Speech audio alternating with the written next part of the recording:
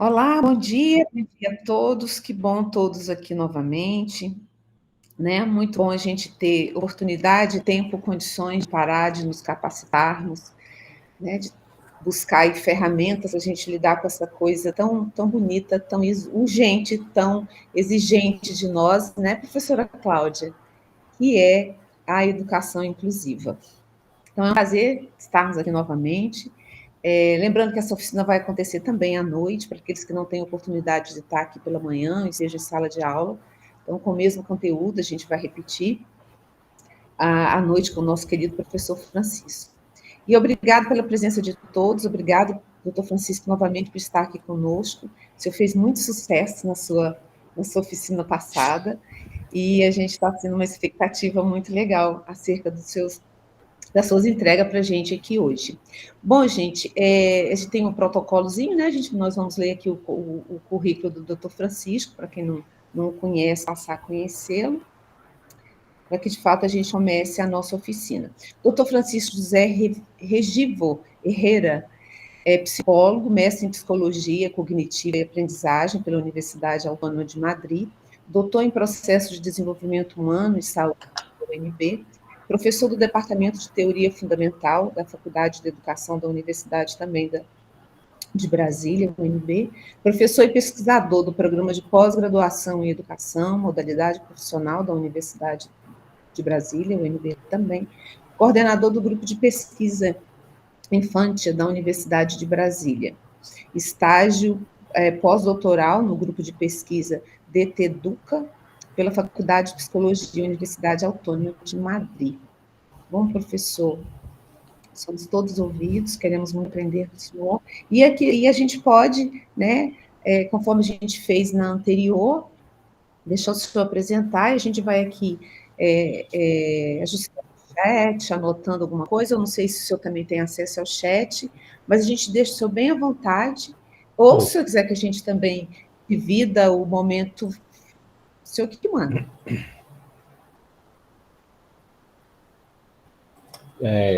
A última parte eu não consegui escutar.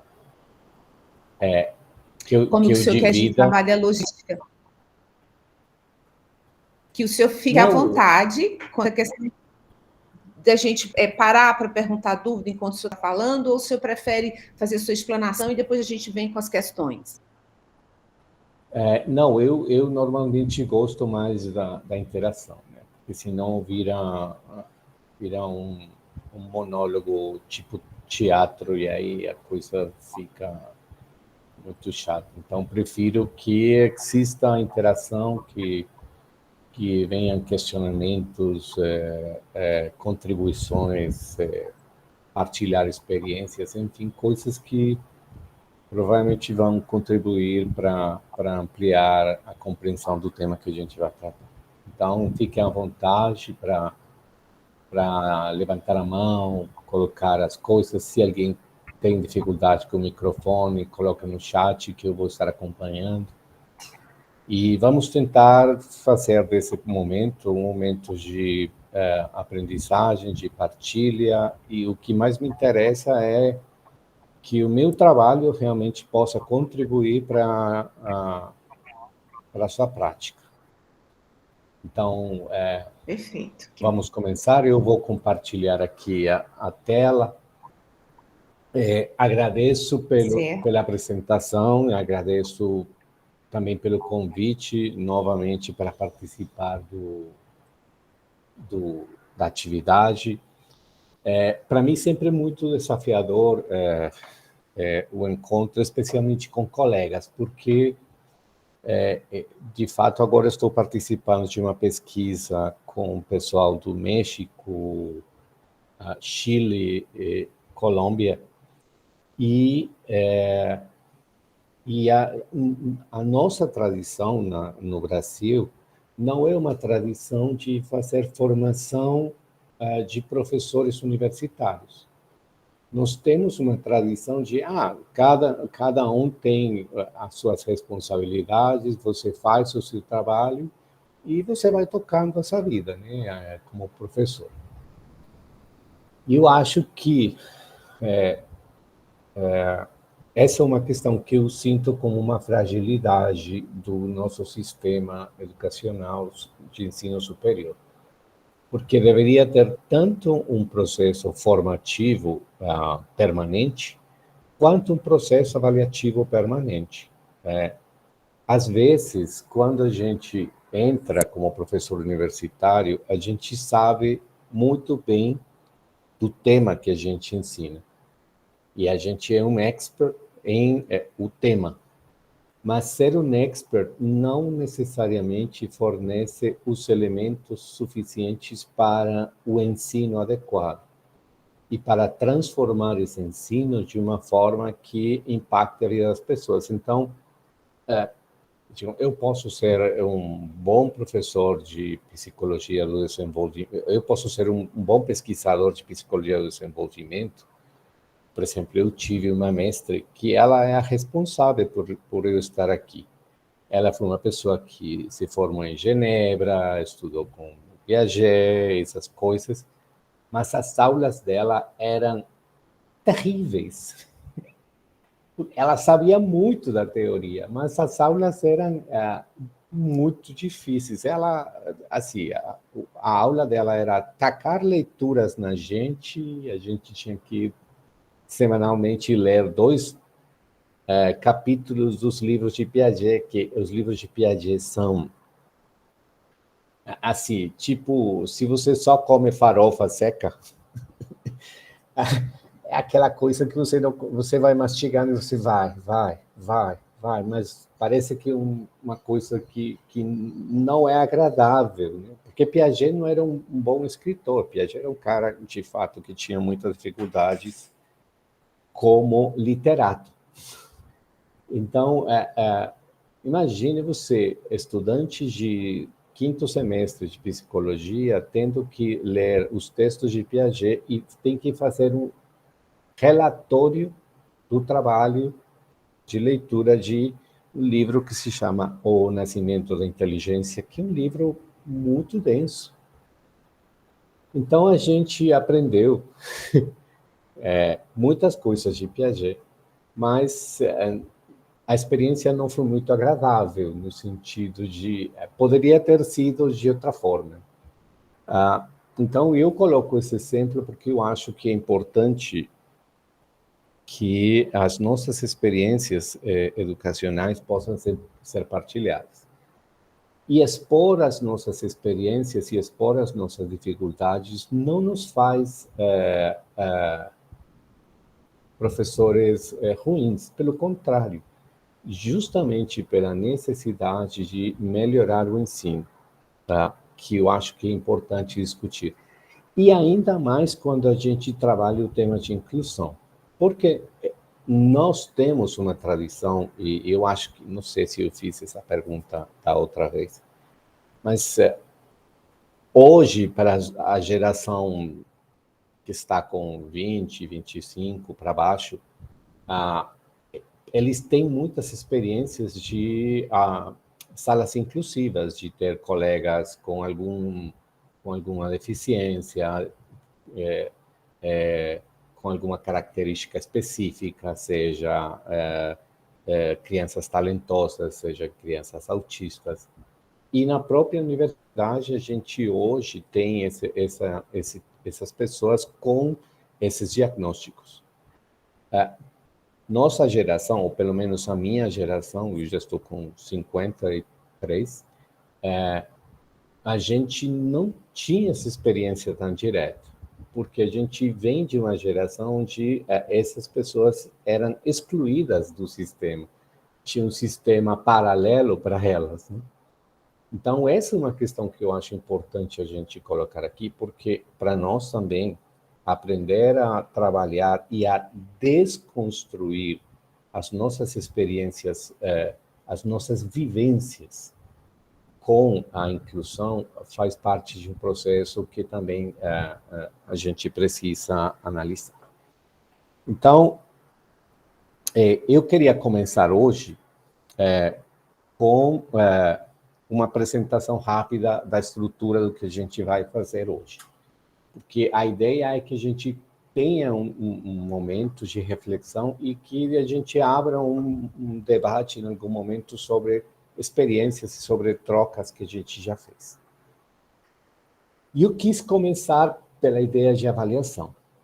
Por quê? Porque a gente pensa, vamos trabalhar a avaliação e inclusão. Sim, mas a gente já parou para pensar o que é avaliar para mim? Depois disso, a gente vai trabalhar a avaliação faz parte do ensino e da aprendizagem. Nós temos também uma herança sobre o conceito de avaliação que está muito ancorada com a ideia de julgamento, né? Eu vou fazer um juízo do conhecimento do aluno e, normalmente, um juízo unilateral. Então, a ideia é poder discutir um pouco mais sobre esse conceito de avaliação de uma forma mais ampla. Como avaliar o estudante com deficiência? Eu coloquei esse assunto no meio do trabalho, só que eu não tenho uma resposta, e vocês vão ver no momento que a gente chegue lá. Depois eu pensei, bem, vamos pensar em... Quando a gente fala em avaliação, a gente fala em provas. O que é uma prova? Como é que a gente faz provas? Como é que a gente avalia os alunos? De que forma? E aí a gente vai compartilhar algumas experiências, eu quero também escutar algumas experiências, eu vou mostrar alguns exemplos de coisas que a gente faz que podem ser úteis para abrir essa discussão. Depois vamos falar de categorias de indicadores, e esse é um tema muito importante. Nós não temos uma tradição de construir categorias de indicadores para avaliar. Eventualmente, você encontra muitos colegas que criam categorias, que criam indicadores para avaliar os processos. Mas, às vezes, pelo dia a dia, pela correria, a gente não cria indicadores e vai qualificando ou avaliando ou qualificando o processo de uma maneira meio que no óleo. Vou fazer isso aqui, mas esse aqui eu acho que está melhor que esse aqui, mas você não tem realmente um critério que permita definir por que você atribui uma nota X para A e uma nota Y para B. Então, vamos pensar um pouco nesse assunto. Depois vamos ver alguns os exemplos que eu falei para vocês, como que a gente pode trabalhar.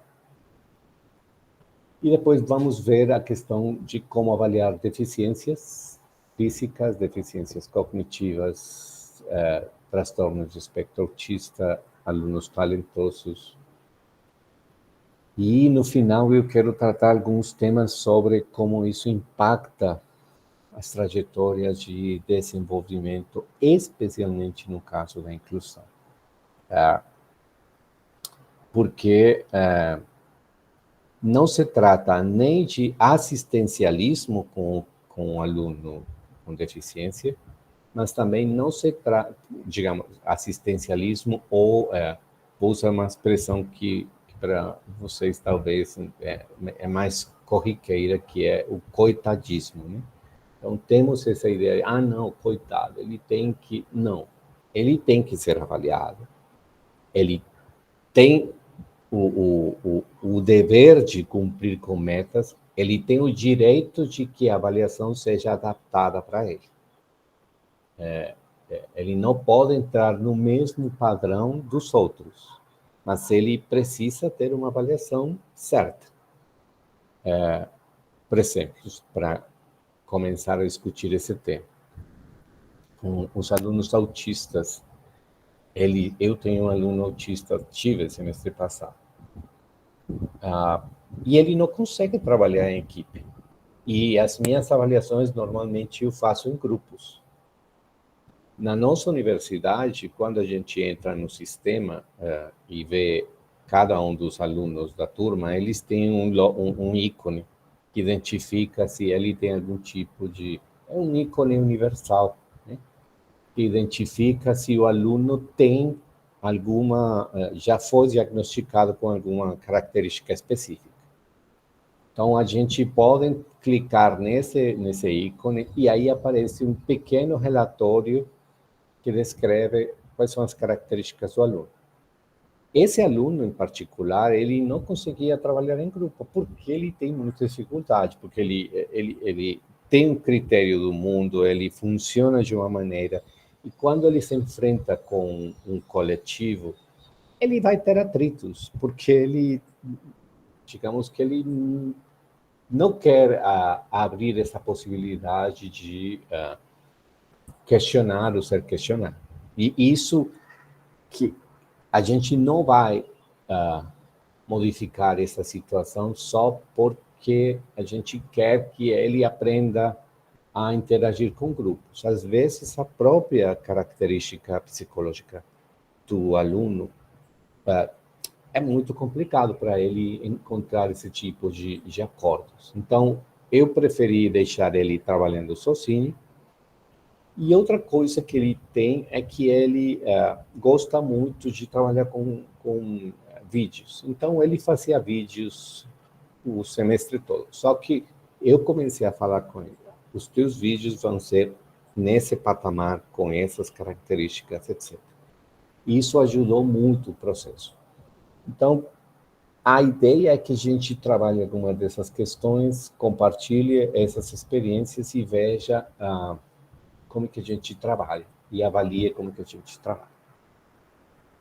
Eu vou colocar aqui meu relógio, porque senão eu vou me perder aqui.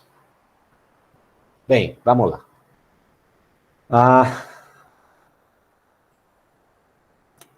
O que temos? Como as pessoas acreditam que devem avaliar outras pessoas. A avaliação deve ser objetiva. Por que a gente tem que mudar de pele para fazer inclusão? Avaliação e inclusão, como assim? Eu coloquei essas perguntas porque eu sempre parto de um princípio. Quando as pessoas falam, vamos fazer uma capacitação, e eu vou falar, isso aqui é a minha neurose, a minha dificuldade. Eu tenho uma briga enorme com a palavra capacitação. Porque quando as pessoas falam, vamos capacitar, parece que as pessoas que estão recebendo a capacitação não estão capacitadas. E eu prefiro falar em formação, porque me permite entender que é um processo aberto, onde é inacabado, onde as pessoas participam. Então, o que temos nas nossas experiências? Por que a gente fala em capacitação quando, na verdade, a gente deveria pensar em, bem, como você enfrenta essas situações? Quando você enfrenta um aluno com deficiência, ou quando você enfrenta uma avaliação, como é que você acredita que as pessoas devem ser avaliadas? A nossa tradição fala que a avaliação é um processo que ocorre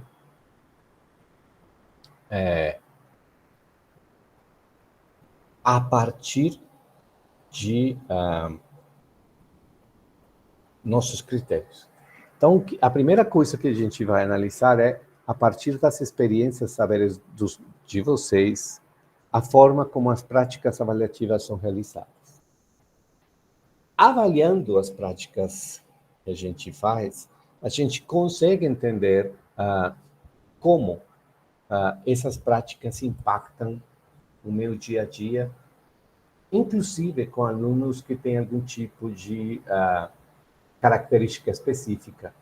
E como é que eu vou identificar a compreensão da aprendizagem e como isso está ligado com a avaliação e como eu vou construir estratégias que me permitam realizar análises metacognitivos sobre as minhas formas de avaliação. Eu vou reiterar uma coisa. Poucas vezes a gente tem a oportunidade de enxergar como é que eu trabalho. Porque a nossa tradição é ninguém me questiona. Ninguém vai dizer para mim se o que eu faço está certo ou não.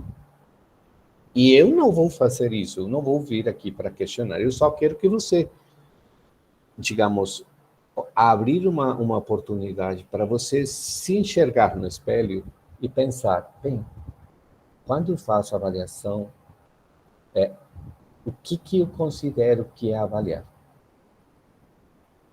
Para que eu faço avaliação? Como é a minha avaliação?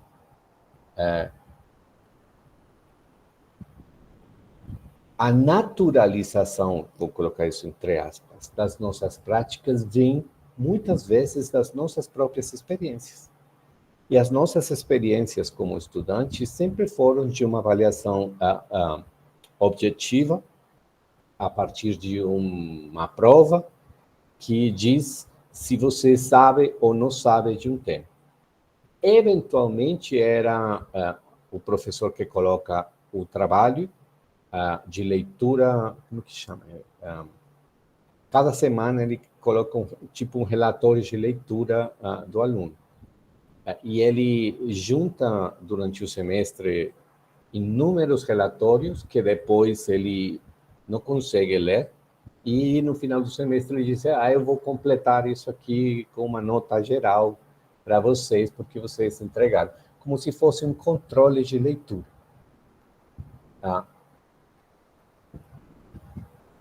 E eu acho que quando a gente naturaliza certas práticas, a gente não questiona essas práticas. Por isso que eu estou falando de construir estratégias para que você analise analise as suas formas de avaliação. E promover, então, a partir disso, a criação de formas de avaliação que levem em consideração critérios inclusivos. Porque essa avaliação inclusiva é uma avaliação que tem que incluir todo mundo. Desculpe a redundância dessa afirmação, mas tem que incluir todo mundo. Não é uma inclusão para X grupo. É uma inclusão que é considerando as características das pessoas.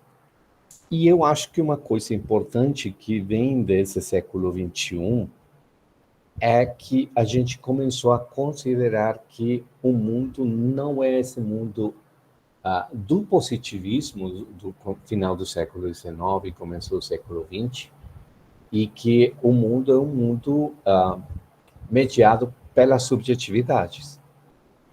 Agora, isso não significa que a objetividade desapareceu, mas a objetividade deixou de ser uma verdade definida por X pessoas e se convertiu em consenso.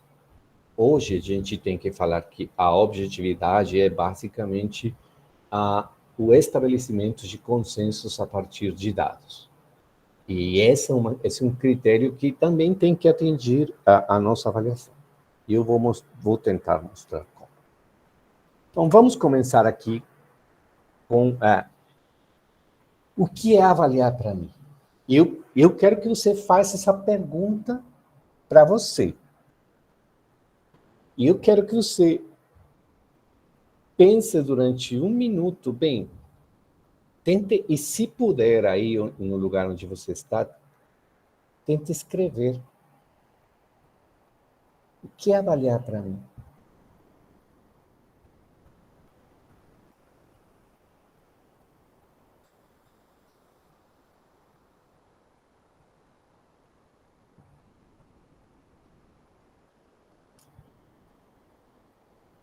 Faça uma reflexão. Pense na palavra avaliação. No que ela significa. Tanto no nível pessoal quanto no nível profissional.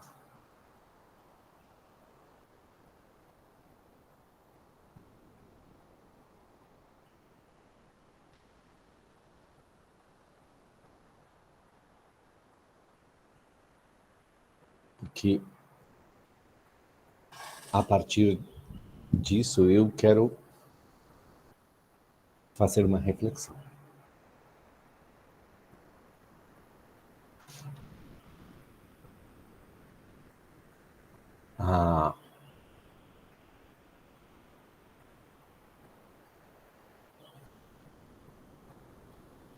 Nós temos uma tradição que coloca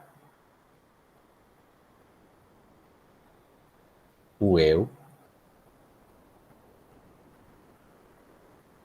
e o ele na avaliação. E eu vou trazer esse assunto porque é interessante. A linguística foi que me ensinou isso.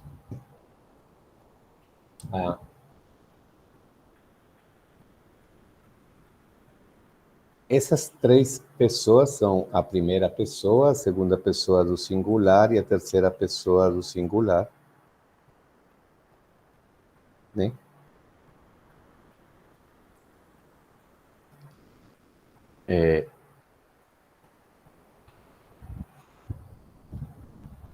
E eu quero começar com uma questão.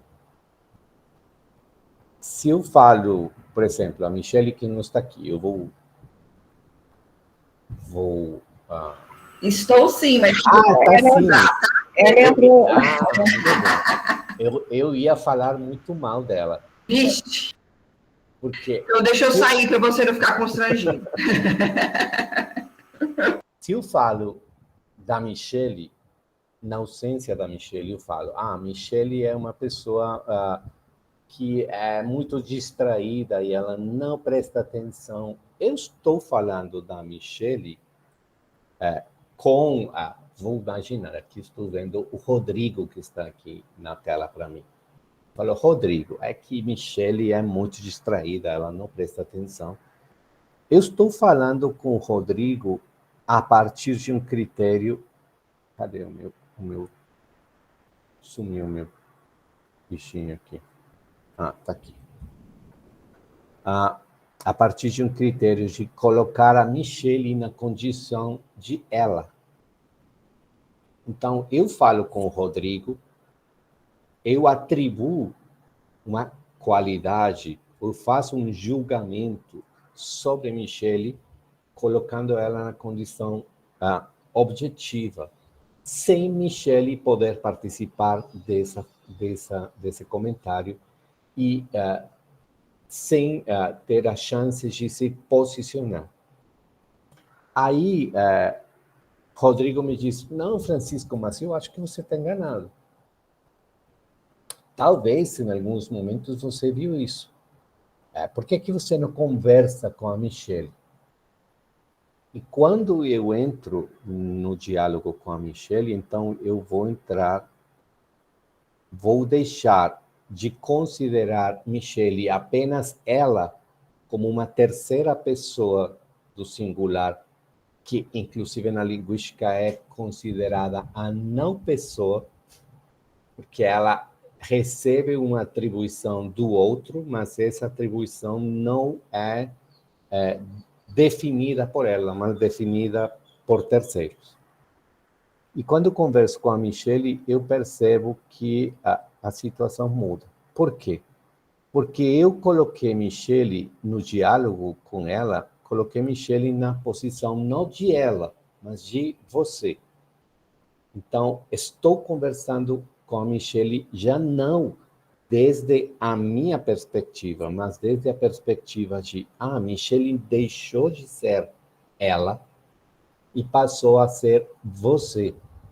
Quando eu tenho um diálogo eu-você, o diálogo é completamente diferente. Não existe diálogo na relação eu-ele. O que existe é uma relação de atribuição de características. Por que isso... E você deve estar pensando, o que tem a ver isso com a avaliação? Eu vou tentar mostrar aqui, vou apagar esse monte de coisa que eu fiz. Por que eu estou usando esse elemento? Porque a tradição da ciência foi uma tradição de a gente avaliar sempre o cientista a partir do critério eu cientista tem uma teoria, eu observo o fenômeno e eu digo o que esse fenômeno é. Na visão positivista, essa perspectiva prevalecia. Na visão a partir da virada linguística, essa perspectiva muda, porque você entende que na relação com esse objeto, você tem que criar um acordo com outros sobre aquilo que você está observando. Então, não é apenas os dados os que me dizem sobre a realidade, é o consenso com outros o que me permite entender o que estou fazendo e o que estou avaliando. As teorias hoje, inclusive na física, inclusive na química, não são produto apenas dos dados, mas também das comunidades acadêmicas. Marcelo Pera, que é um filósofo italiano, ele diz que, felizmente, essa discussão acabou com o mito da imaculada percepção,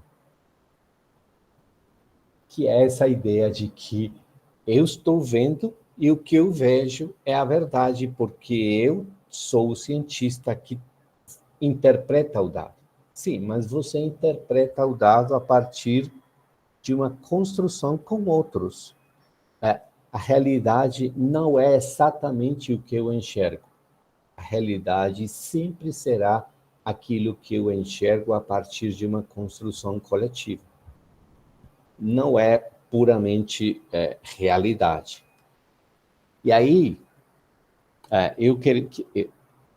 Da última vez a gente falou dessa atividade aqui, que a gente cria características das situações, que a gente faz intervenções educativas, que o professor tem uma sequência temporal, entende quais são os propósitos didáticos, ele coloca um conhecimento para que nessa relação entre conhecimentos, estudantes e professor surja um saber diferente e que a intervenção educativa é uma promoção dessas ações. Tudo bem.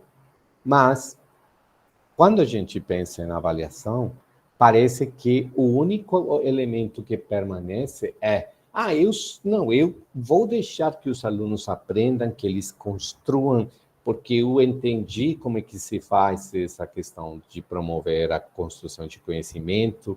Eu gosto da teoria do Vygotsky, da zona de desenvolvimento proximal, mas, quando eu faço avaliação, essa teoria vai para o canto e eu volto a pensar que aquilo que eu estou ensinando para os meus alunos tem que ser uma avaliação sobre um objeto real, objetivo. Ou seja, esse conhecimento lá é objetivo, ele não vai mudar, ele não vai ter qualquer viés subjetivo. E eu coloco esse exemplo aqui. Então, o conhecimento que o professor está ministrando, vamos imaginar que é esse aqui, esse verde aqui. É uma realidade incognoscível e um objeto real, qualquer um. O que o professor tem construído sobre esse objeto se parece com essa imagem aqui. Vamos pensar que é o que esse professor fez. Ele elaborou, construiu teoricamente. Esse é o sentido que o aluno tem construído sobre esse conhecimento. Então, ele tem um conhecimento que ele pode pensar, mas é que como eu ministrei esse conteúdo, o professor pensa, como eu ministrei esse conteúdo, o conteúdo que ele constrói é exatamente igual ao meu. Eu ensinei. Como eu ensinei, ele tem que saber disso. Por que não? Se eu ensinei bem, eu fiz a melhor aula, eu preparei o conceito, eu expliquei para ele, ele tem que ter entendido. Vamos ver que não é bem assim. e vamos ver por que isso não é bem assim. Volto com o triângulo, volto com o objeto real, mas vejam que, diferente do slide anterior, aqui eu não tinha o você. Aqui eu vou incluir esse você nessa relação. Por quê? A relação que a gente constrói na avaliação com os estudantes tem que ser uma relação onde ele tem dois posicionamentos. Um posicionamento como ele, porque ele tem que ser avaliado, e ele tem que ser avaliado desde uma perspectiva objetiva, mas essa perspectiva objetiva não pode desconsiderar esse posicionamento você. O que você está entendendo a respeito do que eu estou ensinando? E eu quero mostrar isso aqui. A mesma imagem, o professor muito sábio que conhece esse objeto de estudo, só que, diferente desse slide anterior, onde o professor acreditava que o conhecimento que ele ministrou garante que o aluno aprendeu exatamente a mesma coisa que ele comunicou, nesse caso aqui, o professor está entendendo que esse sujeito aqui, ele significa o mundo de uma forma diferente. Claro, é um sentido completamente avesso ao contrário ao que o aluno, ao que o professor ensinou? Não.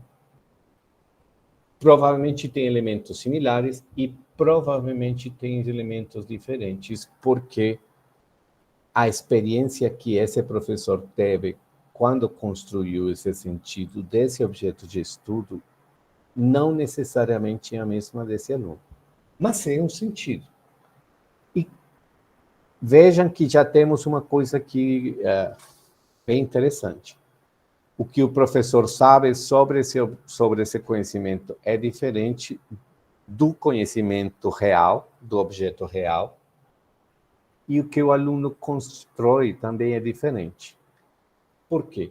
Porque o conhecimento é um processo que está mediado tanto pela objetividade e pelos consensos, pelo que a gente constrói nessa objetividade, quanto pela subjetividade. Cada um de nós constrói um conhecimento a partir de um saber. Só um minuto, por favor. Professor, enquanto o senhor abre aí, tem uma contribuição do Renan aqui, bem... Era isso que eu estava lendo. O Renan disse, professor, essas mudanças de objetividade para subjetividade têm a ver com a ideia de uma perspectiva crítica a respeito da própria ciência, onde se entende sua incapacidade de dizer toda a verdade a respeito de um objeto, ou seja, o conhecimento científico é fiável, é falível e temporário. É exatamente isso, Renan. É exatamente isso. A nossa tradição, e eu lembro muito disso, em castelhano a gente tinha um livro que virou, não sei se chegou no Brasil, era um filósofo, eu acho que ele é argentino e morava na Espanha, que é o Mário Bunge. E quase que era sagrado conhecer o trabalho do Bunge, porque era uma ideia de que, não, esse conhecimento aqui é científico, e como é científico, é verdadeiro, ou seja, é inquestionável. E, se o conhecimento científico é verdadeiro e inquestionável, então a gente teria que parar de fazer ciência, porque chegamos no ponto, já conseguimos defender uma ideia que é a verdadeira. Então, apaga tudo, fecha a universidade, porque acabou. Temos já o conhecimento fixo, definido. E essa ideia, eu reitero, na minha experiência, eu lembro, não sei quantas vezes eu escutei a professora, não, mas isso é científico. Isso é conhecimento científico. Use o método científico, como se existisse um único método que permitisse saber a verdade da realidade, né? Então, essa ideia de um método científico único, verdadeiro, é uma coisa que a gente hoje não acredita mais. Porém, e eu vou falar isso aqui, me perdoem, mas vou falar. Eu tenho muita gente na Universidade de Brasília que eu já escutei falar isso. Estão enganados? Estão. É uma falta de formação epistemológica que coloca essas pessoas em um nível de desconhecimento da realidade. Isso significa que eu não trabalho com evidências? Francisco, uma das coisas que eu defendo é que a gente trabalhe com evidências. Agora que a Pasternak está tão famosa, eu gosto do posicionamento que ela está defendendo.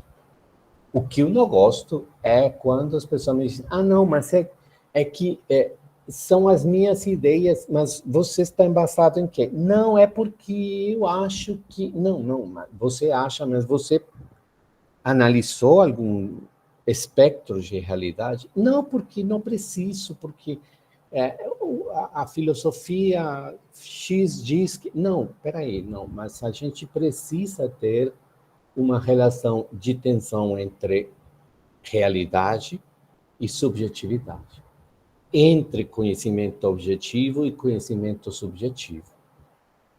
Valorizar que ambas perspectivas são as que nos permitem repensar o mundo. Quando a gente pensa na avaliação, a gente está pensando nesse sentido. Gianni diz, excelente reflexão, entender que os sujeitos percebem o mundo a partir de todas as suas interações muda a perspectiva de como podemos avaliar.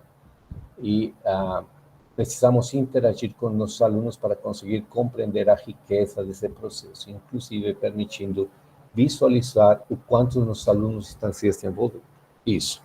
Então, a ideia, quando eu quis trazer essa discussão aqui, é para que vocês comecem a refletir e pensar, cara, eu nunca tinha pensado nisso. Ou talvez você venha de uma formação, e especialmente uma formação que é muito forte nas engenharias, nas áreas de ciências básicas, onde se promove ainda uma ideia de ciência do século XIX, né? Onde ainda se defende uma ideia de ordem e progresso, no sentido da bandeira brasileira, né? Esse positivismo de, todo mundo vai chegar lá. Não. Justamente por isso que a gente tem que começar a discutir essas questões. Eu não sei se no encontro anterior eu falei disso, né? Nós, por exemplo, encontramos uma coisa nas emendas das disciplinas, que é muito frequente. É uma frase que virou um clichê. No final da disciplina, o aluno estará em capacidade de... Isso é extremamente prepotente. Quem é você? Quem sou eu para definir aonde que o aluno tem que chegar? Você não tem, nem eu tenho qualquer possibilidade de garantir que o aluno chegue lá. Isso é um mito do positivismo ideológico instalado na ideia de ciência, de que eu vou levar o aluno até acima da montanha. Não vou levar, porque eu não sei para onde que ele está indo. Eu consigo mostrar as trajetórias, eu consigo mostrar processos, mas como eu falo, a minha primeira aula que eu falo com eles, a primeira coisa que eu digo é, meninos, eu não faço ideia o que vocês vão entender dessa disciplina durante o semestre. Eu vou tentar fazer um processo para vocês construir uma ideia. Mas, no final, depende do trabalho que vocês façam e da qualidade do ensino que eu proponho. Mas eu não sei se vocês vão chegar lá. Então, coloquei essa discussão e eu gostei muito tanto das colocações do Renan quanto da Jeane, porque é isso. A gente vai discutir de uma maneira diferente o que é avaliar para mim.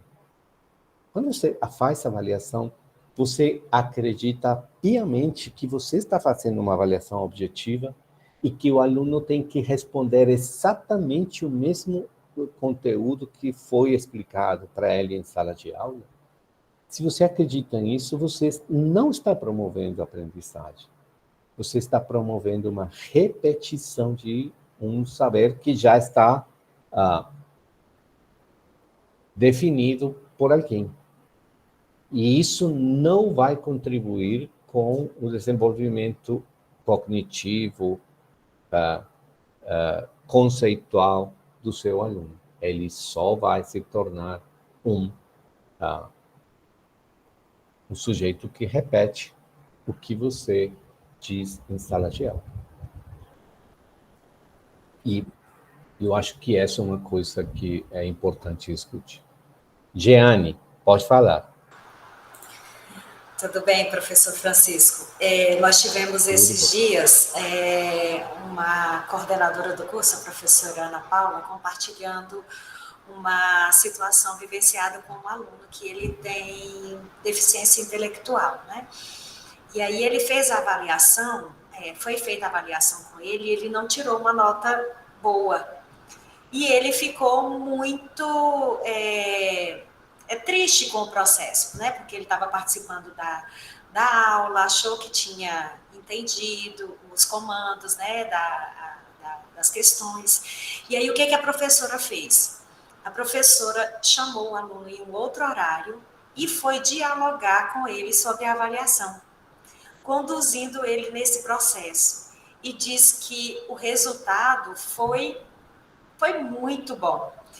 Então, na verdade, ele, mesmo esse conhecimento, considerando que seria esse conhecimento fechado, né, que muitas vezes a gente espera e tem a expectativa de que o nosso aluno responda exatamente aquilo que a gente se prontificou a ensinar, para além disso, mesmo se a resposta que fosse esperada fosse essa, mesmo essa foi adquirida, sendo promovido de uma outra forma, né? Então, à medida que o professor foi conduzindo, relembrando os processos ocorridos em sala de aula, ele foi dando as respostas.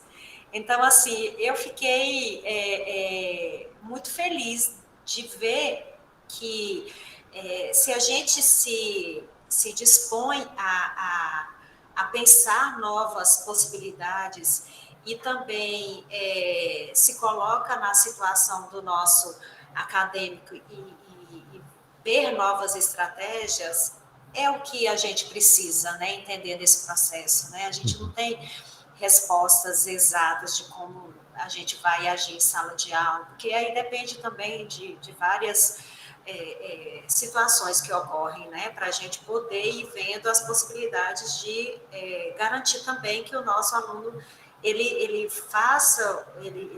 se desenvolva naquilo que nós esperamos ser propícias à formação e depois à atuação também profissional, né? Correto. Então, eu gostaria de compartilhar isso com vocês. Muito bem, muito bem. E eu acho que nesse sentido, então, para colocar aquele exemplo como uma ilustração, provavelmente, na avaliação, dentro de uma avaliação objetiva, esse aluno teria muitas dificuldades de responder de acordo com a estrutura da prova. Mas quando você permite um diálogo onde esse aluno não é mais visto como como um terceiro que eu avalio, mas como um tu, ou um você, com o qual eu consigo construir um diálogo, eu encontro que esse sujeito construiu um conhecimento diferente, que é diferente do meu, mas que tem relação com um saber é elaborado conjuntamente. Wittgenstein sempre enfatizava uma coisa, né?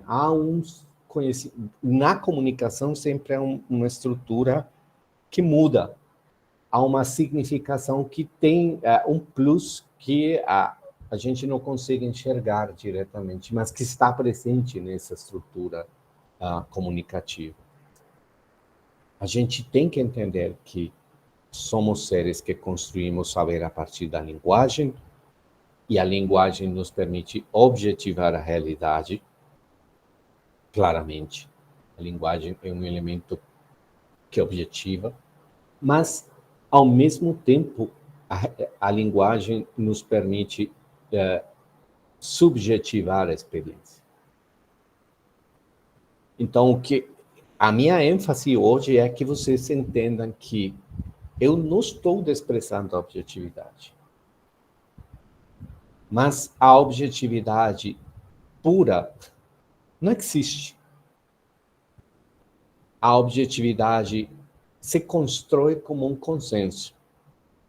Agora, ao mesmo tempo que existe essa objetividade construída como consenso, existe uma subjetividade que é a que dá um sentido particular a meu saber, que é diferente do saber do meu aluno, e que eu não posso me enganar pensando que o saber que eu ensinei em sala de aula é o mesmo saber que ele adquiriu em sala de aula, porque não é. Porque as suas experiências e as suas trajetórias com esse saber são completamente diferentes às dele. Portanto, sempre existirá uma diferença. Paulo diz, muito importante quando temos a mente aberta para outras formas de avaliar. Com isso, abrindo o leque de opções para descortinar as melhores respostas dos nossos acadêmicos e, por que não dizer, incluindo-os. E Renan diz, nesse caso, os instrumentos de avaliação também precisam serem revistas. Assim como nossas visões a respeito da avaliação são limitadas, refletindo a ideia recebida da tradição positiva, nossos instrumentos, entre aspas, objetivos de avaliação, não dão conta de aquilo que se pretende, qual seja dizer a respeito do que o aluno sabe ou não sabe. Perfeito, Renan. Perfeito, Paulo. É isso. E daqui a pouco a gente vai ver algumas experiências que podem ser úteis para vocês pensarem esse ponto. Eu trouxe aqui, não sei se dá para enxergar, está muito pequeno. Está pequeno demais, né? Deixa eu vou editar aqui. Tá, não dá para enxergar. Está pequeno. Só um minuto. Tá.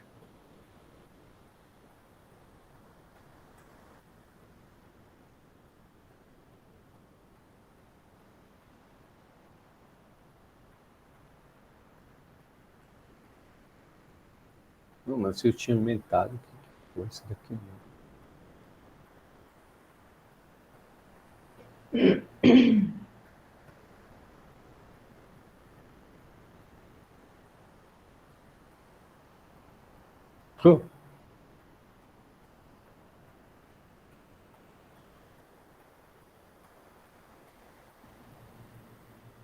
Bem, espero que melhore. Vamos ver. Ficou horrível. Só um minuto.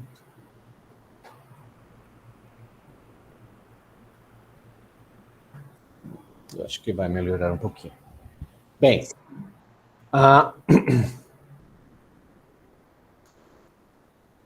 na avaliação, quando a gente pensa na avaliação, existem o que se conhece como duas formas de avaliar. Uma que está fundamentada no processo formativo e outra que está fundamentada no processo de soma, de acumulação, de avaliação apenas de indicadores.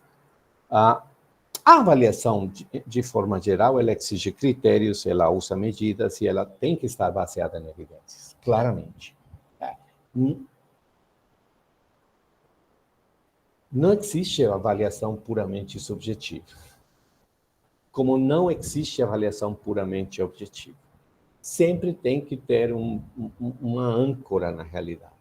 Sempre tem que existir um critério que me diga por que eu faço essa avaliação dessa forma. Porém, na avaliação formativa, você tem uma característica que ela está definida como um processo de avaliar alguém, ou seja, é um ato de aferir a qualidade, o valor ou a importância de um saber, que é diferente dessa avaliação mais cumulativa, que se centra em fazer um julgamento sobre valores, números ou desempenho de alguém. Nossa tradição avaliativa, e especialmente a tradição avaliativa na América Latina, é uma avaliação que vem de uma herança dos modelos americanos, centrados especialmente nos indicadores de desempenho,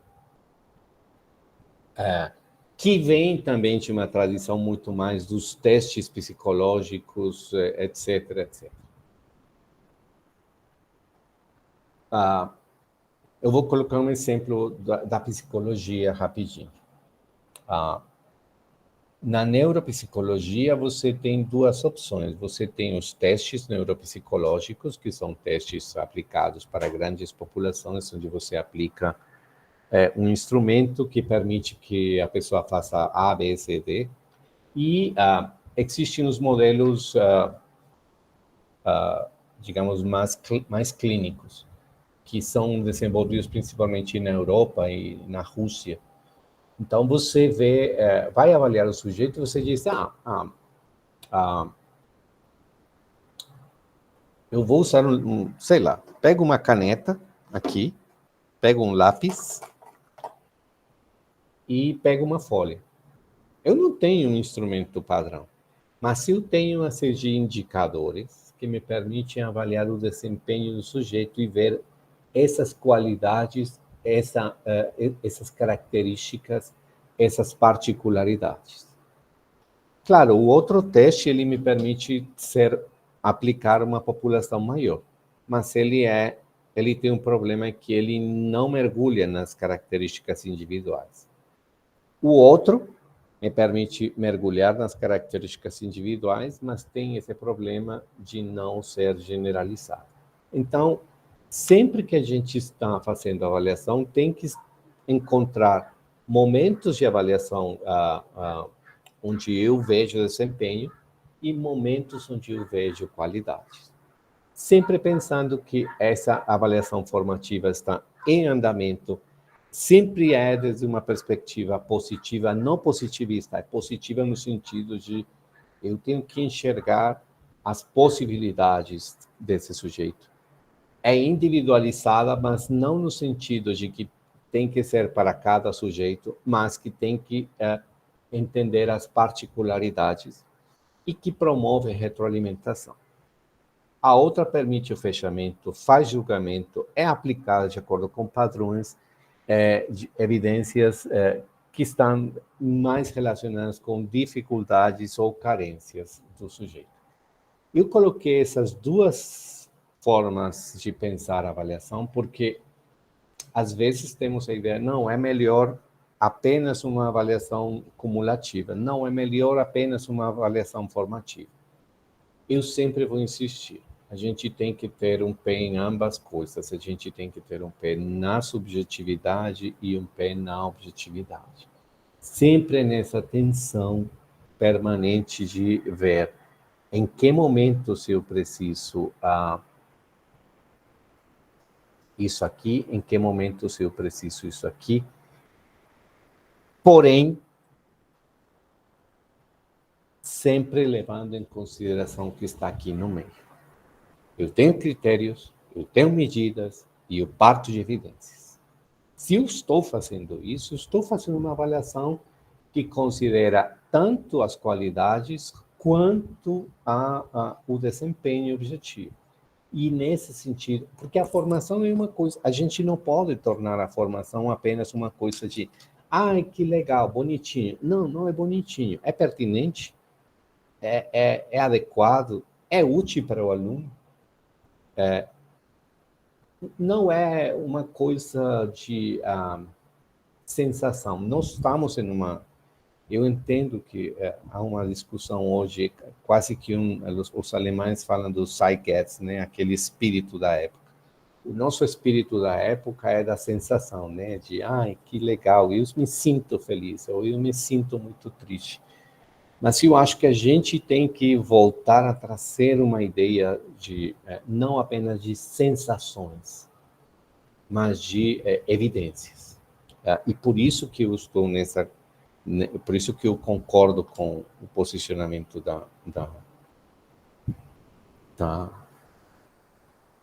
agora esqueci da bióloga, da Pasternak. Porque a gente não pode perder de vista isso. A ciência não é apenas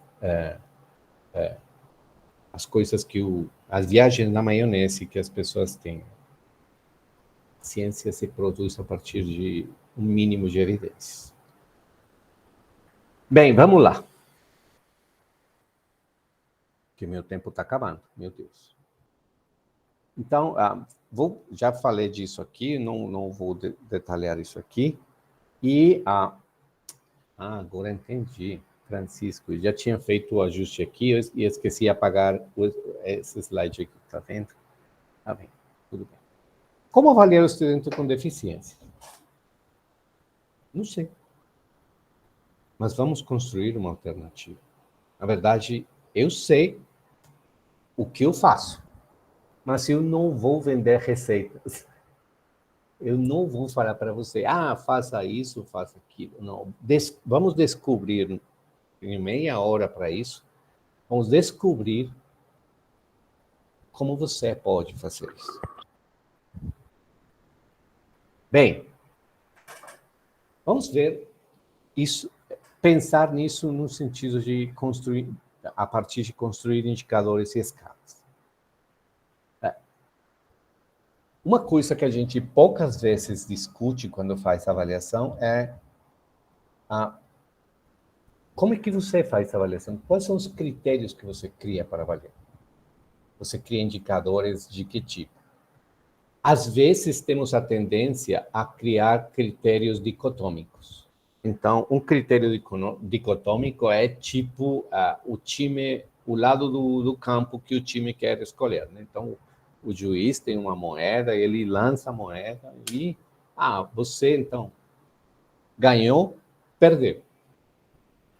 O problema é que quando eu crio modelos de avaliação a partir de escalas dicotômicas, eu reduzo as possibilidades do outro para aprender, porque estou considerando que com 50% ele está certo, com 50% ele está errado. Por exemplo, perguntas de verdadeiro e falso. São perguntas que têm esse problema. Perguntas que obrigam a uma dicotomização do saber. São perguntas, o que a gente chama em termos técnicos de maniqueísmo da pergunta. Né? Aquela coisa de... Quando eu digo uma pergunta maniqueísta, é aquela, né, que você ou vai para o céu ou vai para o inferno. Não tem opção. Então, é muito importante discutir isso. Jeane diz, o meu professor é que o nosso aluno não tenha aprendido o nosso grande mestre. Como mudar esse olhar? Muito bem. Vamos chegar nesse ponto, Jeane. Então, vamos pensar que quando eu faço uma prova, quando eu faço avaliação, princípio básico, eu tenho que criar, no mínimo, 3 indicadores. Porque eu tenho que criar escalas que me permitam avaliar o nível inferior, o nível médio e o nível superior. Veja que como muda a percepção de uma avaliação se você é dicotômico a quando você é, no mínimo, tricotômico. Quando você é dicotômico, você diz acertar ou errar. Quando você tem uma avaliação tricotômica, você diz, bom, há um erro, há um acerto com um nível de erro também presente e há um acerto. Né? Então, se você tem, no mínimo, 3 critérios nas escalas de avaliação das suas provas, você vai entender muita coisa. Como faço isso? Eu não sei porque está... a minha apresentação está toda duplicada. Vou dar uma olhada aqui. Agora sim. Deixa eu ver.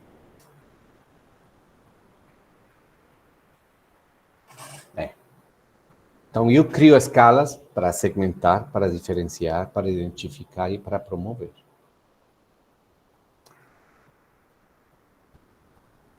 Eu sei, porque eu também sou professor, e eu sei como é que a gente corre, às vezes, feito um doido, durante o dia, fazendo 1000 coisas, mas o meu convite é para que você separe, durante alguns momentos do semestre, para criar essas escalas e criar esses critérios. Eu te garanto que isso vai... Porque você cria escalas e critérios que não são úteis apenas para esse momento.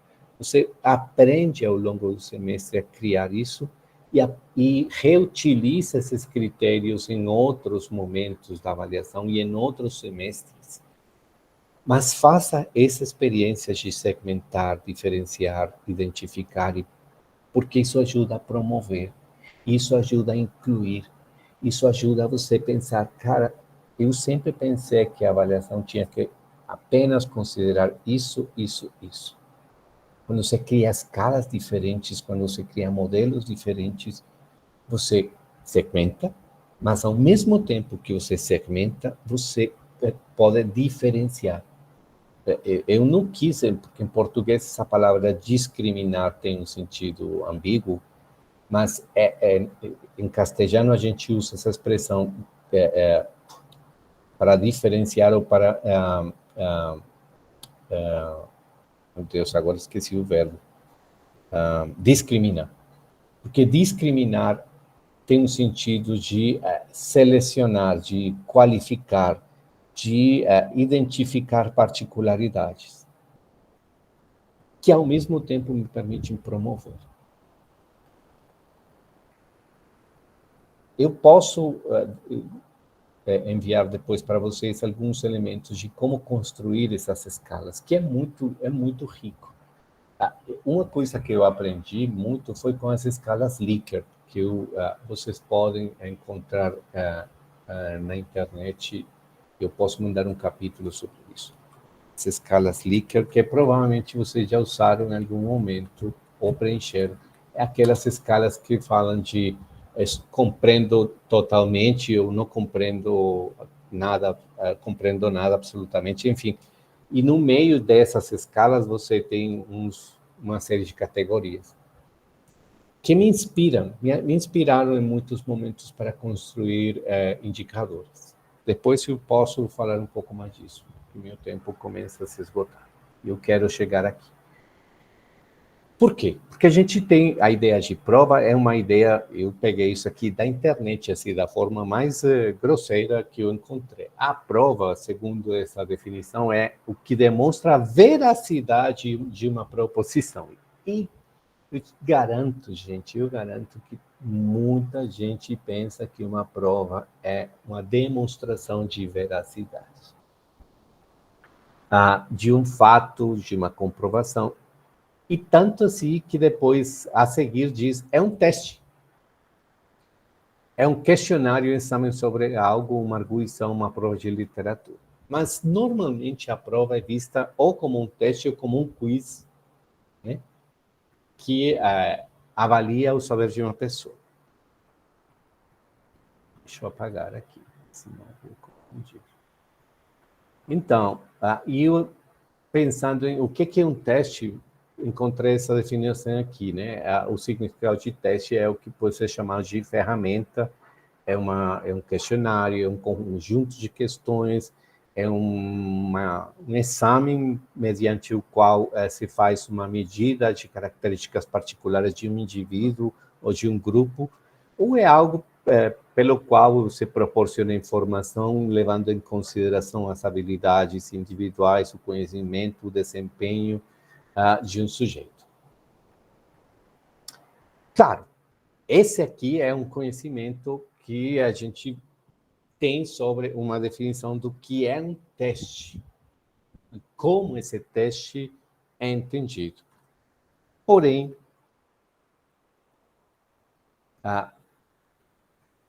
existem outras formas de pensar os testes. E aí eu vou falar de um exemplo que eu faço com os meus alunos.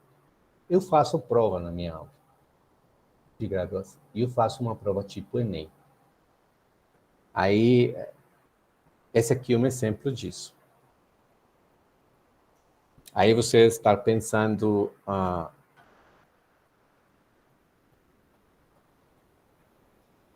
como assim? Francisco, você vem falando mais de uma hora que a avaliação não pode ser. Aí você sai com esse aqui? Bem, eu vou contar o que eu faço. Eu construo uma prova com as leituras do semestre, e eu faço isso no último encontro com os alunos. Aí eu falo, vai ter prova, e a prova vale 30 pontos, dos 100 pontos do semestre. E eles, professor, mas é um absurdo, o senhor fala que eu sou contraditório mesmo, eu sou assim mesmo. Aí eles reclamam, professor, mas como assim? Não, semestre passado, eu falei com ele, bem, vocês querem ter prova? Ou a gente faz essa outra alternativa. Aí eles discutiram, teve uma turma que diz, não queremos prova, e tem uma turma que diz, não, queremos prova. Isso chama atenção, né? Como que os alunos decidem? E os da outra turma falam, professor, mas o povo está doido. Como assim que quer prova? A gente fez essa prova aqui. Mas eu faço uma coisa um pouco diferente. Eles fazem a prova, respondem, só que eu falo para eles, vocês só podem usar lápis. Essa é a primeira reação. Como assim lápis? Não pode preencher usando caneta, só lápis. Aí entramos na segunda fase e eu falo, bem, eu aleatorizo com a lista, crio duplas. Aí essas duplas, eu faço isso na hora, né? Eu chego lá, tem um programinha e eu digo, bom, fulaninho vai com fulaninho, tá fazendo duplas. Aí eu entrego para eles uma folha de resposta para justificar a resposta. Enquanto eles recebem a prova, eles começam a conferir a dupla. Eu respondi, na primeira respondi isso, na segunda eu respondi isso, e vão discutindo. Eles fazem uma confrontação das suas respostas. E aí eu entrego esse documento com a justificativa e eles têm que chegar a um acordo. A primeira resposta eu marquei B. Eu marquei C. Bom, cheguem a um acordo. Vocês pensam que é B ou C? Aí eles discutem e depois sentam e escrevem uma justificativa. A gente considera que a resposta correta é C, por isso e por isso. Depois disso, essas duplas justificando a resposta, eles trocam as provas com outra dupla. Tanto as provas individuais quanto as da justificativa, que é uma só por grupo, uma só por dupla. Essas outras duplas comentam e se acham que precisam fazer algum tipo de sugestão para os colegas, eles podem arriscar do lado da prova. Olha, meninos, vocês estão enganados, isso aqui está errado, vocês têm que justificar por isso e por isso. Aí eles devolvem para a dupla inicial, e a dupla inicial tem 10 minutos para fazer os ajustes que considera necessário, considerando também que a dupla pode rejeitar a sugestão dos colegas, né? Eles, não, mas a gente mantém a nossa resposta. Essa prova dura mais ou menos 1h e 40 minutos. Aí, quando termina a prova, eu faço sempre uma discussão com eles. Eu falo, essa prova eu faço dessa forma porque eu tenho certeza que alguns de vocês não tinham lido todos os textos durante o semestre, vocês tiveram... e além disso, durante a prova, eles podem ler os textos, né? E podem abrir os textos e ver as respostas, enfim, tudo que está aí as leituras do semestre. Porque eu falo com eles, o que me interessa não é apenas essa prova, o que me interessa é que provavelmente alguns de vocês não tinham feito uma compreensão de um conceito e durante essa prova você compreendeu uma coisa que não estava clara para você durante o semestre. Essas interações, quanto tempo para cada fase? Normalmente, a primeira fase eu dou meia hora, a segunda fase tem 25 minutos, a quarta fase tem 25 minutos e a última tem 10 minutos. Considerando que a primeira fase tem 40 minutos. Então, é uma prova longa, dura 1h40 mais ou menos, mas é uma prova que permite, durante essas fases, que eles mesmos se confrontem. E há uma coisa, na primeira fase eu não falo nada da segunda fase. Eu só abro o jogo no momento da segunda fase. Eles estão convictos que estão fazendo uma prova clássica, onde eles têm que preencher e vão se lascar, enfim, coisa clássica. Quando termina, eu falo, terminou o tempo. Professor, mas como assim o tempo? Sim, agora vocês vão fazer duplas. Aí eles ficam me olhando assim. Hã? O que é? Para quê? Quando eles veem a experiência, eles veem uma coisa que eu enfatizei durante todo o semestre. Uma coisa que é uma tecla que eu bato o tempo todo. A aprendizagem, sempre a gente recebeu a ideia de que a aprendizagem era um processo individual. A aprendizagem é um processo social, coletivo, compartilhado. Portanto, o colega é um promotor de aprendizagem, o colega é um promotor de saber, portanto, com uma coisa que eu não posso esquecer.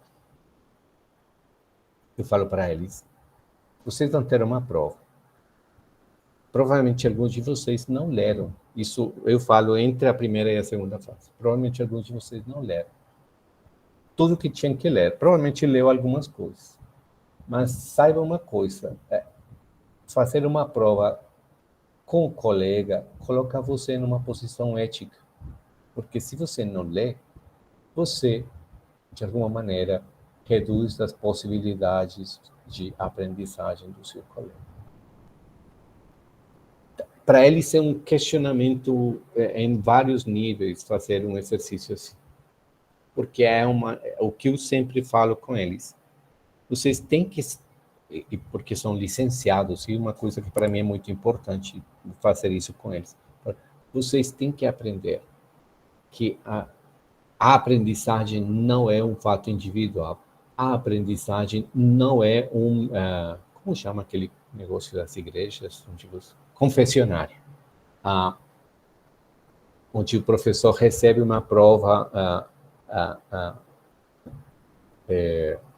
lacrada que ninguém pode ver e ninguém pode julgar. Só o onisciente professor tem a capacidade de dizer se o que foi feito está correto ou não.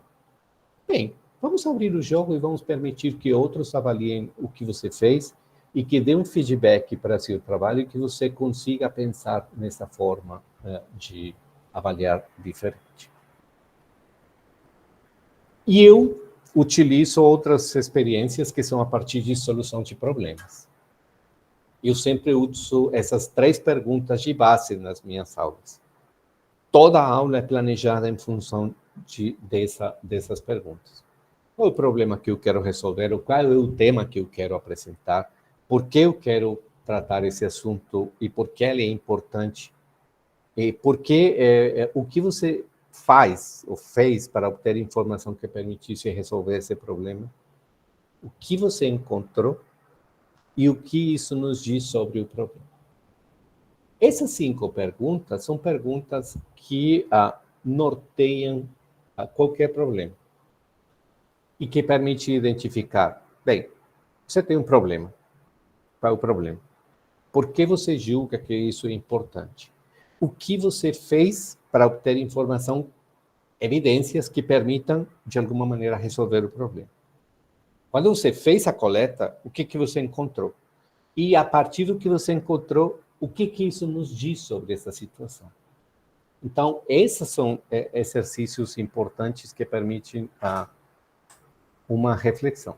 E eu vou mostrar aqui um exemplo que eu faço com alunos de segundo semestre.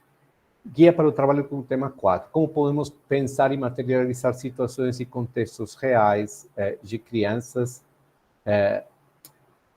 reais que permitam às crianças se desenvolverem em contextos de cuidado e educação. O tema era cuidado e educação. Aí eu falei para ele, suponha que vocês são uma equipe de destacados pesquisadores e vocês receberam do MEC a ideia de elaborar uma proposta de como seriam as salas de aula das escolas.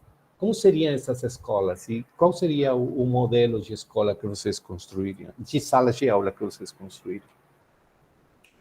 Vou passar rapidinho aqui, porque meu tempo acabou.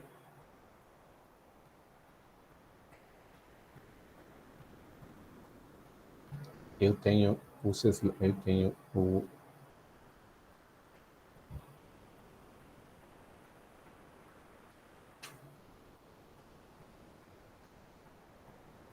Esse foi um dos produtos que eu recebi nesse semestre. De onde elas tiraram esse site, eu não sei. Tá? O ponto é que elas chegaram, não, professora, essa aqui é a nossa apresentação, essa será a nossa sala de aula. A sala de aula delas era uma sala de aula... não sei porque não estou conseguindo... Ela se mexe. Aqui. Elas fizeram uma planta mesmo. E a planta está dividida por estações. Então, aqui é o verão, aqui a primavera, aqui o inverno e aqui o outono.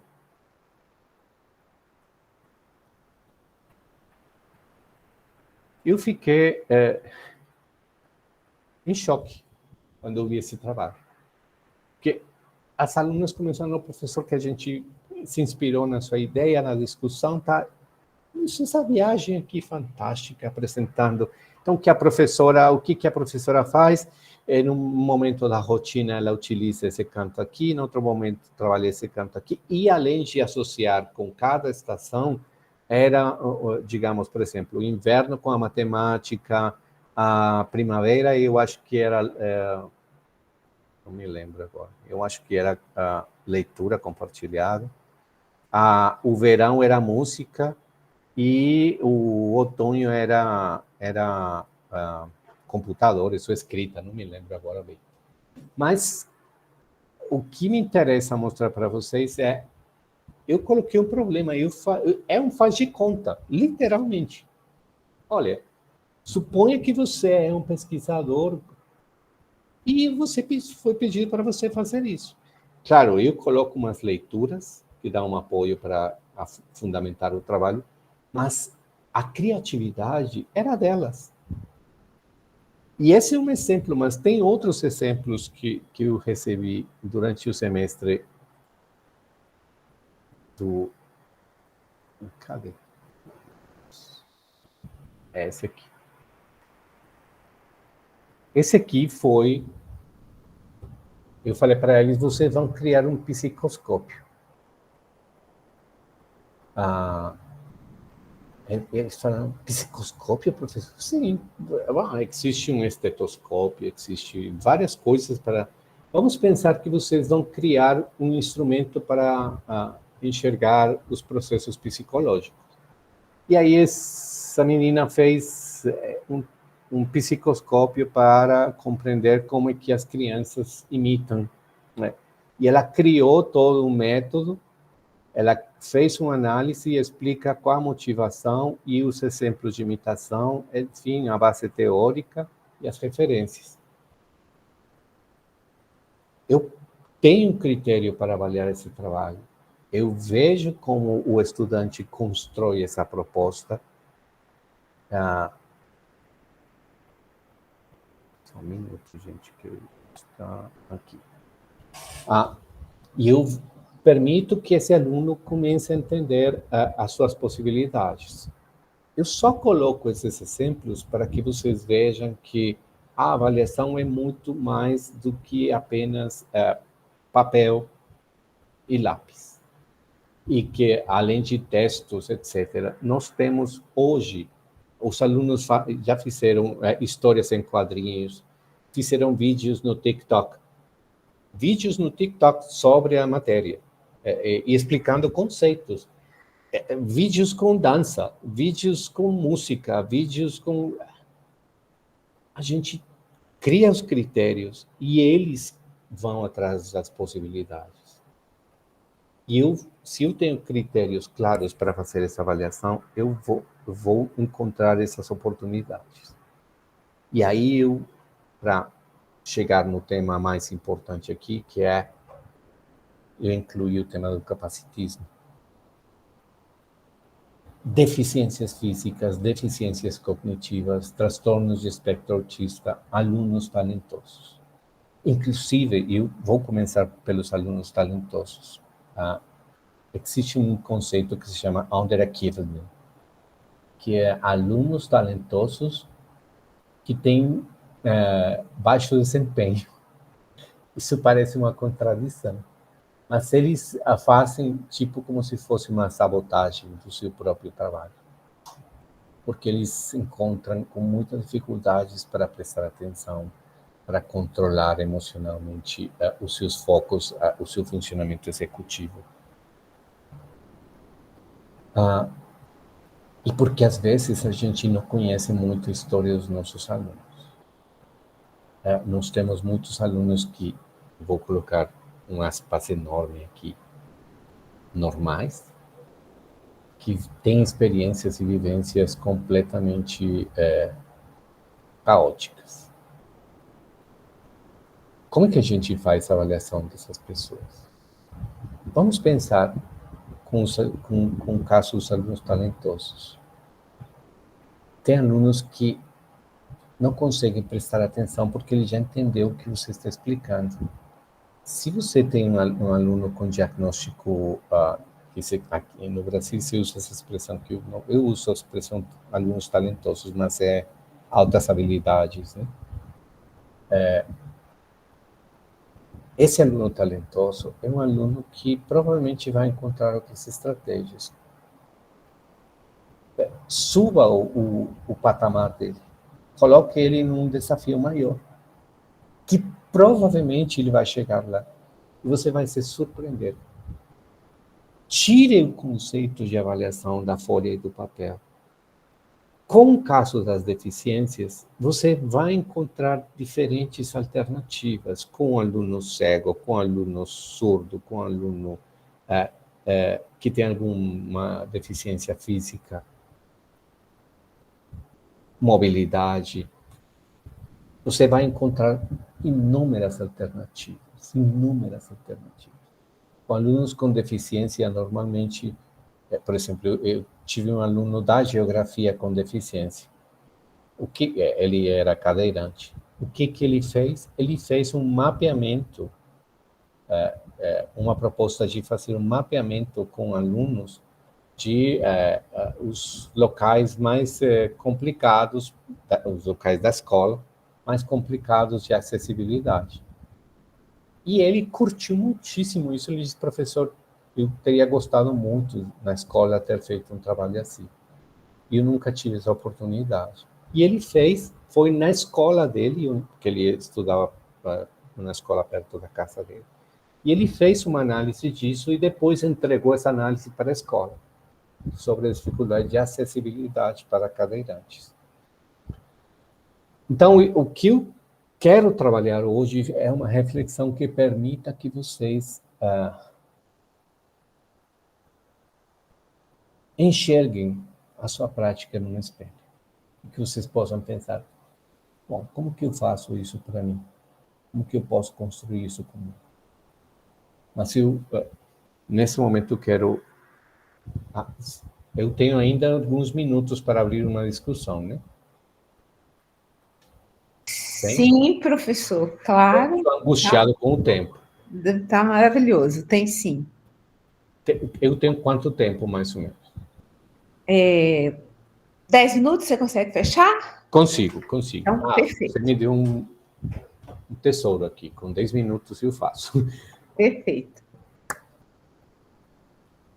Eu gostaria muito de escutar vocês sobre isso. E eu vou repetir. Isso aqui que eu trago são as minhas experiências, as minhas vivências. Mas provavelmente você tem coisas melhores que você já fez. O que você já pensou, mas talvez nunca decidiu executar ou propor. E eu gostaria de escutar o que vocês estão pensando sobre isso.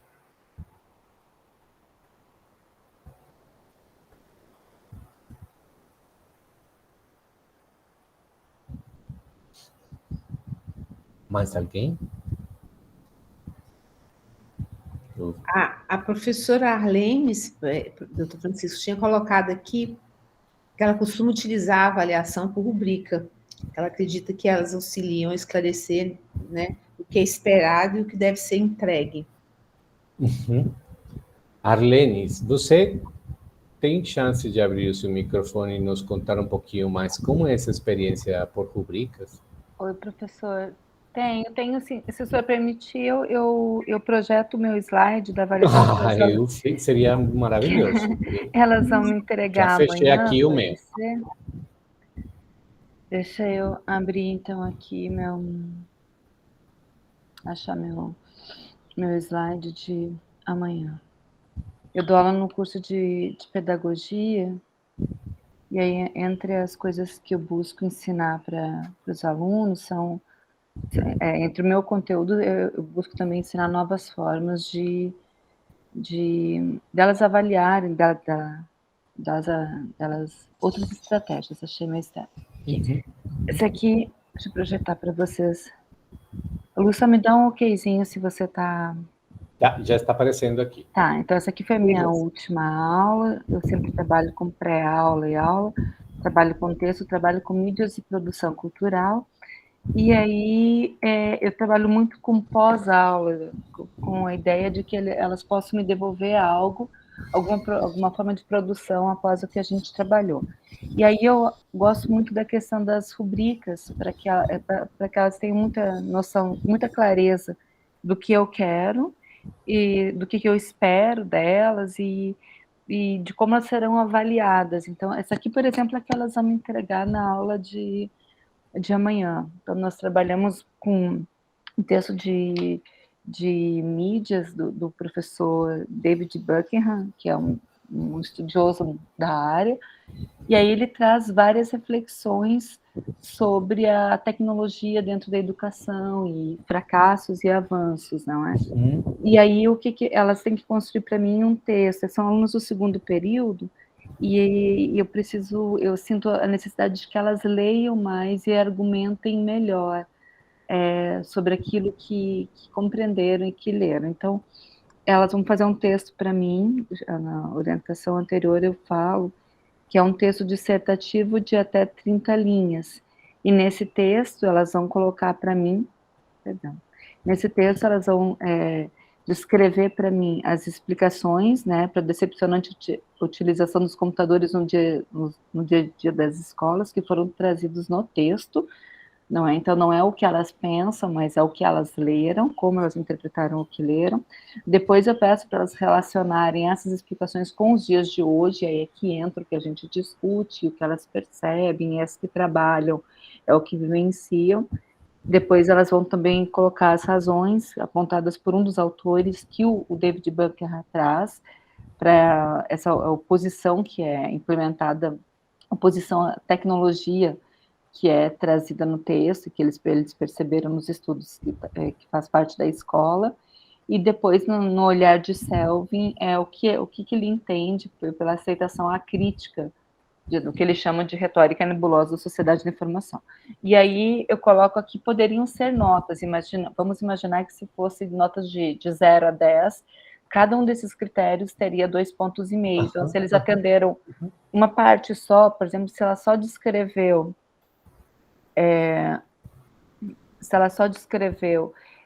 as explicações para decepcionante utilização, é ruim, seria 2,5, porque eu não quis colocar nota.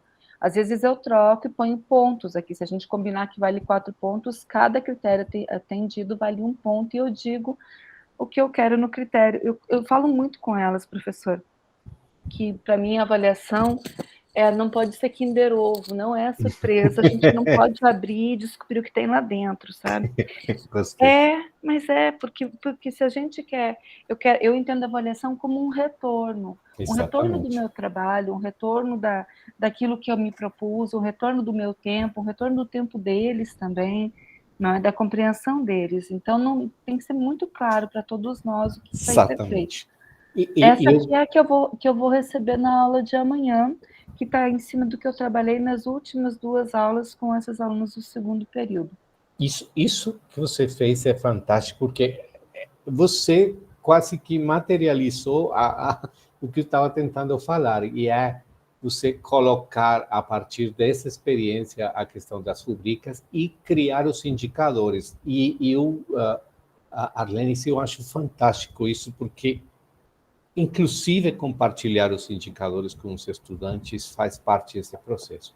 Como você diz, não é um Kinder Ovo, não, porque é aquela coisa, né? Os alunos aqui em Brasília, eles usam muito, é uma pegadinha. A avaliação não pode ser pegadinha. Não pode ser pegadinha. O aluno tem o direito de saber claramente o que está sendo avaliado e por que ele errou, porque a partir disso é que ele aprende. Não é simplesmente um juízo de menino, tá vendo que você não estudou? Sim, mas o problema não é se ele estudou ou não. A maioria deles, gente, não lê quando chega em sala de aula. Eu já fiz em alguns momentos, de fato, na segunda eu fiz isso. Bem, gente, vamos trabalhar o texto do César Cole. Tá, bora. Quantas pessoas leram? Tinham 20. Quantas levantaram a mão? Nenhum. Aí o que eu fiz? Tudo bem, gente, vamos lá. São 2h10, vamos começar a 2h40. Eu vou projetar o texto aqui, um de vocês vai ler aqui na tela do meu computador, vai passando, e os demais vão lendo o texto aqui no projetor. Volto em 30 minutos e a gente começa. Eles leram o texto e a gente fez a aula. Eu vou começar a dar um discurso de, porque tem que ler, porque olha só, porque... Não, vamos fazer isso. Crio condições objetivas, eles leem. Eu tenho uma série de perguntas, problema para trabalhar, desenvolvemos as perguntas, aí eu falei com eles, tudo bem, hoje não teremos intervalo, porque vocês usaram lendo o texto. Bora, partiu a aula. É isso que a gente tem que fazer, não é começar a moralizar as questões, é entender que muitos deles estão com 4, 5, 6 disciplinas, e onde temos colegas que colocam 150 e 200 páginas semanais, que nem eles conseguem ler, mas que eles acham que os alunos têm que ler. Então, essas são coisas que a gente tem que discutir e entender que o processo de formação é um processo que exige considerar o outro. O fato que a gente tenha participado, nossas experiências como estudantes, de situações opressoras, não significa que a gente tenha que reproduzir a opressão que a gente recebeu sendo aluno. Nem estamos obrigados a reproduzir histórias macabras, como a gente experimentou sendo estudante de graduação e de pós-graduação também. Então, essas são coisas que a gente tem que discutir, e eu acho muito interessante o que a Arlene apresentou, porque é um modelo. Para terminar, a Arlene me fez lembrar de uma coisa que eu vou mostrar aqui em 2 segundos. Semestre passado, eu fiz um trabalho com os estudantes O primeiro trabalho era sobre um texto sobre a infância. Aí eu falei, bem, então vocês vão fazer um texto, e vão, era o Coleman e o Fernandes. E aí eu falei, bem, vocês vão fazer uma entrevista para uma pessoa da sua casa, o mais idoso. Gente, vocês não imaginam o que... Foi um texto de 600 palavras, aqui tem. 600 palavras, era uma entrevista. O que a gente chorou, escutando histórias, não tem nome. Histórias de alunos falando que entrevistou a sua avó e que ela não sabia a história da sua avó sobre a sua infância, como ela tinha que trabalhar na roça, depois de trabalhar na roça, quando podia ir na escola, a fome, os maus tratos, etc, etc. A partir de um trabalho de falar sobre a história da infância, eu falei, bem, vamos falar da história da infância na sua família. Você já leu um texto sobre a história da infância no Brasil.